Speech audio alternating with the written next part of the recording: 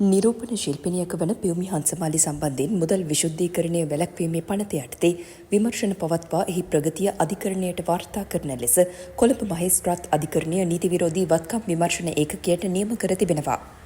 පියුමි හංසමාලි නැමැතියගේ නීතිඥවරයා විසින් ඉදිරිපත් කළ මෝසමකට අනුව ඊට අදාළ පැමිණිල්ල අද කොළඹ අතිරේක මහේස්ත්‍රාත් මංජුල රත්නායක මහතා ඉදිරියේ කැඳවනු ලැබුවා.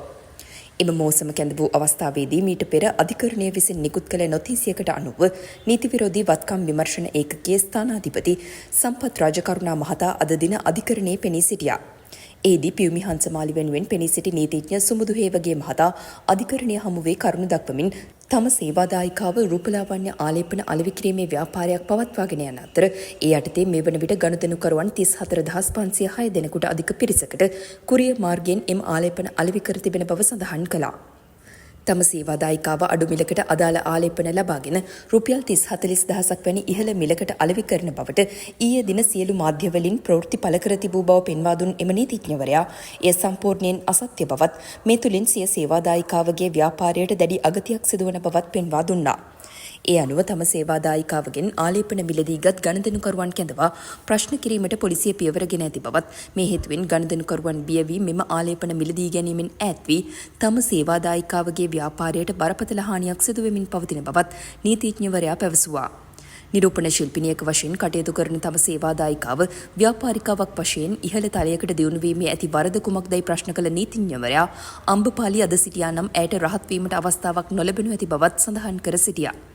ඒ අනුව තම සේවාදායිකාවගේ ව්‍යාපාරයට අගතියක් සිදුවන ආකාරයෙන් විමර්ශන මෙහෙයවීම වැළැක්වීමට අවශ්‍ය නියෝග නිකුත් කරන ලෙසත් එම නීතිඥවරයා අධිකරණයෙන් ඉල්ලා සිටියා. එම චෝදනා ප්‍රතික්ෂේප කරමින් කරුණු දැක්වූ නීති විරෝධී වත්කම් විමර්ශන ඒකකයේ ස්ථානාධිපති ප්‍රධාන පොලිස් පරීක්ෂක සම්පත් රාජකරුණා මහතා කියා සිටියේ පියුමි හංසමාලි නැමැතිය රුපියල් 30,000කට තමන්ගේ ආලේපන කුරියර් මාර්ගයෙන් විකුණා තිබෙන බව සඳහන් කොට ඇති බවයි.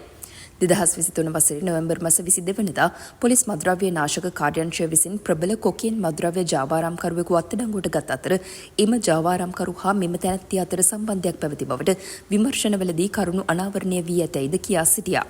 පියුමි හංසමාලි නැමැත්තියට අයත් සුකොපභෝගී මෝටර් රථය මෙවන විටත් මෙම මද්‍රව්‍ය ජාවාරම්කරුගේ නිවසේ තිබෙන බවත් ප්‍රධාන පොලිස් පරීක්ෂකවරයා පෙන්වා දුන්නා. එම නිසා පියුමි හංසමාලි විසින් කුරියර් මාර්ගයෙන් අලෙවි කර තිබුණේ සත්‍ය වශයෙන්ම ආලේපනද එසේත් නැත්නම් කිසියම් නීති විරෝධී ද්‍රව්‍යයක්ද යන්න අනාවරණය කිරීම සඳහා පරීක්ෂණ පැවැත්වීමට සිදු වී ඇතැයි පෙන්වා දුන් ප්‍රධාන පොලිස් පරීක්ෂකවරයා ඒ යටතේ අවශ්‍ය පුද්ගලයින්ගෙන් ප්‍රකාශ සටහන් කර ගැනීමට සිදු වී ඇති බවත් කියා සිටියා.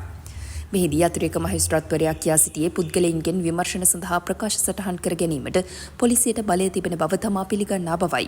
මෙම තැනැත්තිය සම්බන්ධයෙන් පරීක්ෂණ සිදු කරනු ලබන්නේ මුදල් විශුද්ධීකරණය වැළැක්වීමේ පනත යටතේ බැවින් ඒ ඔස්සේ විමර්ශන සිදු කිරීමට වග බලා ගන්නයි නීති විරෝධී වත්කම් විමර්ශන ඒකකයට දැනුම් දුන් අතිරේක මහේස්ත්‍රාත්වරයා මෙම තැනැත්තියගේ ව්‍යාපාරයට හානියක් නොවීමට වග බලා ගත යුතු බවත් සඳහන් කළා.